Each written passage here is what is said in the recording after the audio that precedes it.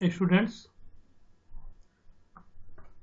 आज हम 2 BCom computer application का बिजनेस इकोनॉमिक्स, जिसे कि हम लोग हिंदी में व्यावसायिक अर्थशास्त्र के नाम से जानते हैं, उसकी यूनिट 3 का पहला लेक्चर है। तो टॉपिक है लॉ ऑफ सप्लाई, या यूनिट का नाम है supply analysis.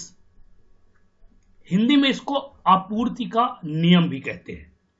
Law of supply expresses a relationship between the supply and price of a product।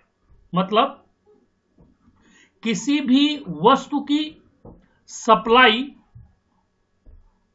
उसके प्रोडक्ट की प्राइस के बीच का एक ऐसा रिलेशनशिप है जिसे हम लोग इस तरह से समझ सकते हैं कि जब हम कोई प्रोडक्ट मार्केट से खरीदते हैं तो बदले में हम उस प्रोडक्ट का कुछ ना कुछ पे करते हैं, और वो जो रेवेन्यू जनरेट होता है वो उस कंपनी तक पहुंचता है, और उस कंपनी के रूल रेगुलेशन के हिसाब से वो ये देखते हैं कि क्या हमारा ये प्रोडक्ट मार्केट में किस तरह से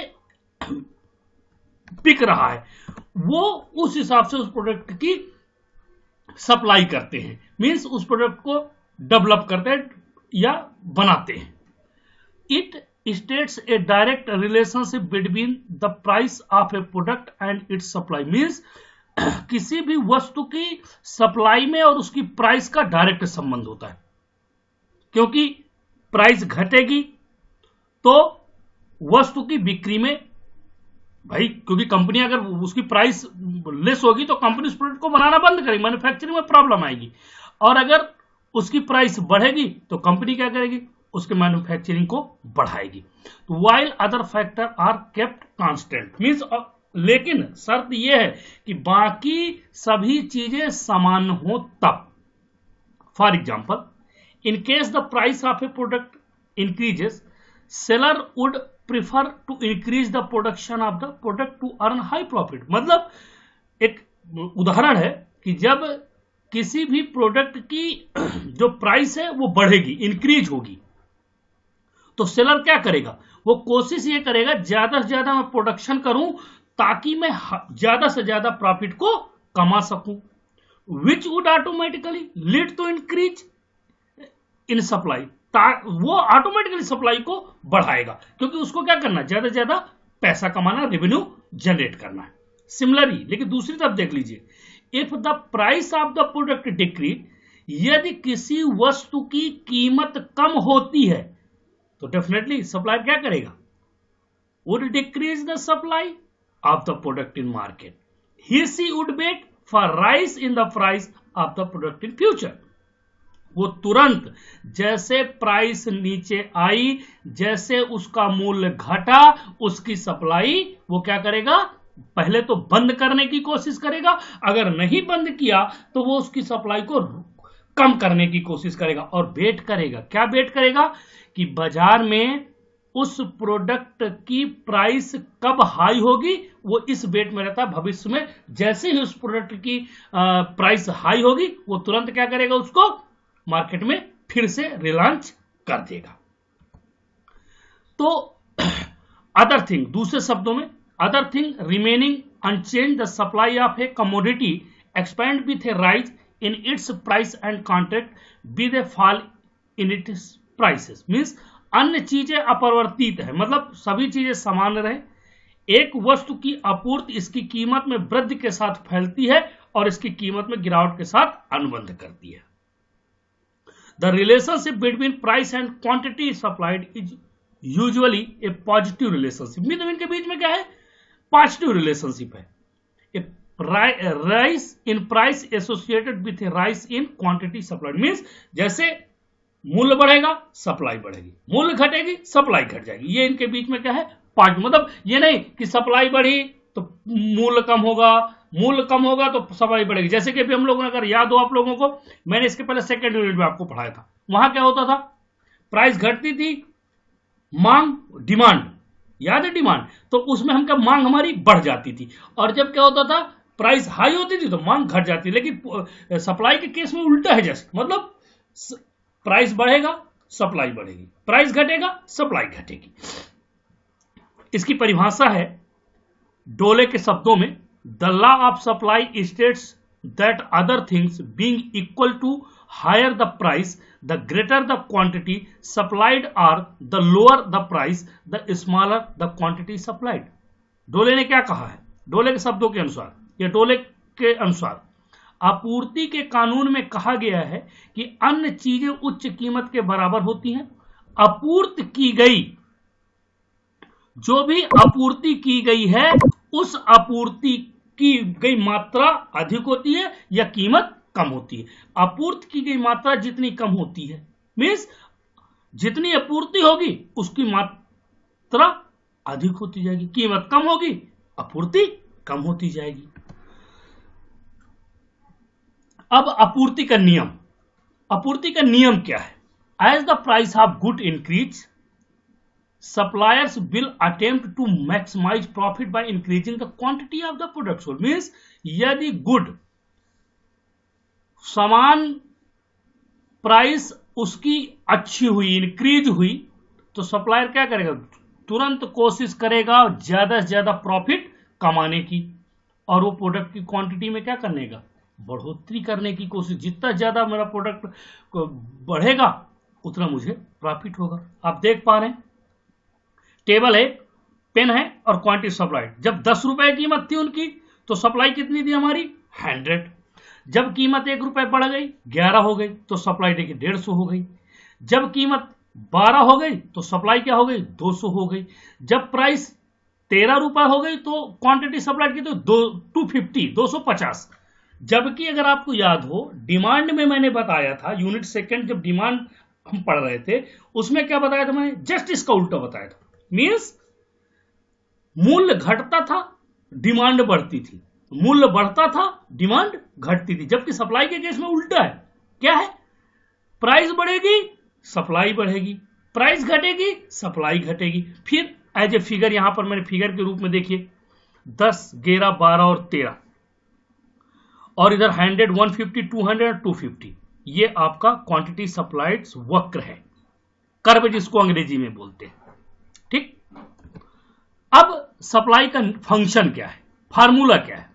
तो the supply function is the mathematical expression of the relationship between supply and those factor that affect the willingness and ability of a supplier to offer goods for sale. Means supply function एक गणितीय गणना है जो supply और अन्य factors के बीच में संबंध को स्थापित करती है। Sx इक्वल F ब्रैकेट में Px comma Pf comma O T comma T comma S। Sx क्या है? Supply of goods. Px क्या है? उसकी प्राइस। Pf क्या है? Factor input employed used by production. मतलब प्रोडक्शन में देखिए क्या क्या Pf में आती है? रॉ मटेरियल आता है, ह्यूमन रिसोर्सेस आता है, मशीनरी आती है। मतलब कहाँ क्या रॉ मटेरियल है आपका, लोग कितने लग रहे हैं और कौन कौन सी मशीनरी यूज की जा रही है। ओ यहां पर क्या है? Factor outside economic space. T technology क्या है? स्मॉल टी टैक्सेस गवर्नमेंट को जो हम देते हैं। एस सब्सिडी, गवर्नमेंट हमें क्या कुछ सब्सिडी प्रोवाइड कर रही है। There is the functional direct relationship between price and supply. Means ये ऐसा फंक्शन है जो डायरेक्टली रिलेशनशिप फंक्शन और सप्लाई के बीच में प्रोवाइड करती है। अब सप्लाई को कुछ ऐसे फैक्टर होते हैं जो इन्फ्लुएंस करते हैं। इन्फ्लुएंस वर्ड जो यहां पर यूज किया गया, प्रभावित करना, कारक। क्या बोलते हैं इसको? कारक। प्रभावित करने, सप्लाई को प्रभावित करने वाले कुछ ऐसे कारक भी हैं जिन्हें हम लोग पढ़। भाई सप्लाई प्रॉब्लम भी आती है ना कि कैसे कारक क्या क्या हो सकते हैं। तो इकोनॉमिक्स की भाषा में, अर्थशास्त्र की भाषा में, supply refers to the quantity of a product available in the market for sale at a specific price at a given point of time.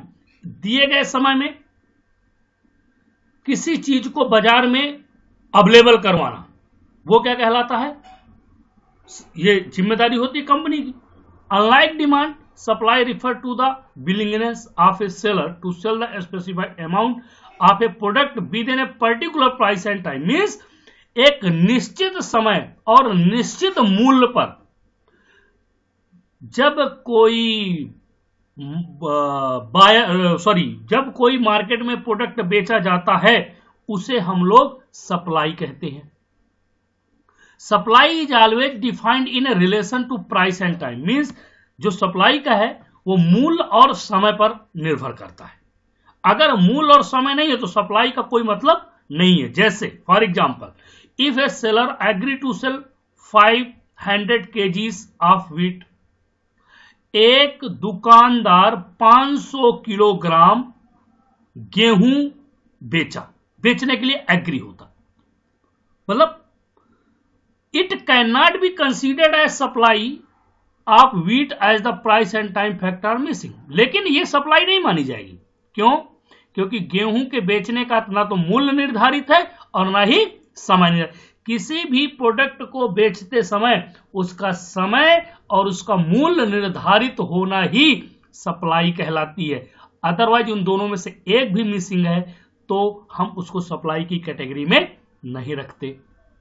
Similarly अब देखिए next, if a seller is ready to sell 500 kgs at a price of 30 per kg, मतलब उसी seller ने same बेचने वाले ने 500 kilogram गेहूं बेचने के लिए तैयार है, ठीक है, 500 kgs गेहूं को, लेकिन प्राइस क्या है 30 रुपीज पर kg। Then again it would not be considered as supply. लेकिन फिर भी ये सप्लाई के केस में नहीं आएगा। क्यों? अब आप सोच रहे होंगे क्यों नहीं आएगा? क्योंकि मैंने अभी ऊपर आपको बताया है कि जब तक समय और पैसा निश्चित नहीं होते तब तक वो सप्लाई के केस में नहीं आता। और इसमें देखिए क्या है, गेहूं बिक रहा है 30 रुपए किलो बिक रहा है, समय नहीं दिया गया, लेकिन है time element is missing. So कैसे करते हैं? The statement a seller is willing to sell 500 kgs at the price of 30 per kg in a week is idle to understand the concept of supply। देखिए 500 kilogram 30 रुपए पर kilo और week मतलब सप्ताह, is ideal to understand concept. ये सबसे अच्छा और सही तरीका है सप्लाई को, क्योंकि इसमें देखिए दोनों चीजें हैं, प्राइस भी है और टाइम भी। प्राइस 30 रुपए केजी है, टाइम वीक है। ओके, अब फैक्टर इन्फ्लुएंस ऑफ सप्लाई। ऐसे कौन कौन से कारक हैं जो सप्लाई को प्रभावित करते हैं? Some of the factor the influence the supply of a product are described as follow. वो निम्न है। पहला है प्राइस। सर्वप्रथम मूल्य, भाई हो सकता है मार्केट में मूल्य कम हो जाए, सप्लाई में प्रॉब्लम आएगी। कास्ट ऑफ प्रोडक्शन, भाई हम उतना प्रोडक्ट नहीं बना पा रहे हैं कंपनी में जितनी हमको आवश्यकता है। नेचुरल कंडीशन, मतलब प्राकृतिक कुछ भी हो सकता है, किसी भी और भी कोई समस्या हो सकती है। टेक्नोलॉजी, मतलब आज की डेट में टेक्नोलॉजी की वजह से भी सप्लाई में प्रॉब्लम आती है। ट्रांसपोर्टेशन कंडीशन, मतलब मान लीजिए कहीं बाढ़ आ रही है, बाढ़ है, इस समय लॉकडाउन का टाइम है, आप देख पा रहे हैं सबके सब कैसे कीमतें बढ़ती चली जा रही हैं, तो ये भी एक कंडीशन है। Factor price and their ability, मतलब भाई प्राइस का फैक्टर, भाई प्राइस कम है तो उसकी एबिलिटी भी कम हो जाएगी। गवर्नमेंट पॉलिसी, भाई गवर्नमेंट ने इस समय क्या देखिए लॉकडाउन के समय में क्या पॉलिसीज गवर्नमेंट की, कई सारे ट्रांसपोर्टेशन बंद किए, तो ये माल नहीं आ पा रहा। जब माल नहीं आएगा तो डेफिनेट, या फिर कंपनी ने गवर्नमेंट ने टैक्सेस बढ़ा दिए या गवर्नमेंट ने और कुछ कर दिया। प्राइस ऑफ रिलेटेड गुड्स, मतलब अब उसके रॉ मटेरियल की प्राइसेस बढ़ेंगी तो डेफिनेटली उसका प्रोडक्शन होने के बाद उसकी प्राइस बढ़ेंगी। तो ये सारे के सारे 8 फैक्टर्स हैं जो आपकी सप्लाई को क्या करते हैं, प्रभावित करते हैं। अब factor of influence of supply, यहां पे एक कर्व दिया हुआ है, मैं इसको बता रहा हूं आपको। आप देख पा रहे होंगे, पहला है 80, प्राइस 80 में वो कितना बेच रहा है, 60 बेच रहा है। सप्लाई कितनी हो रही है, 60। वही प्राइस जाके बढ़ के क्या हो जाती है, 116। पहले 80 थी तो 60 बेचा, अब 116 प्राइस हो गई तो उसने कितना बेच लिया, तुरंत 70 बेच लिया। and increase the price of 80 to 116 cases and increase in quantity supplied from 60 to 7. जब मूल्य 80 रुपए था तो वो 60 बेचता था, जब मूल्य 116 हो गया तो वो कितना बेचना शुरू कर दिया, 70. ये मूवमेंट है सप्लाई कर्व का, इसको बोलते हैं सप्लाई कर्व या सप्लाई का वक्र. Again influence of the supply. अब देखिए कहानी यहीं पर, जब तो कर्व कैसे शिफ्ट होगा, प्राइस P1 क्या है, क्वांटिटी Q1, और जब क्वांटिटी P1 में ही क्वांटिटी क्या हो गई, Q2 हो गया. This occurs one firm supply more goods even the same price.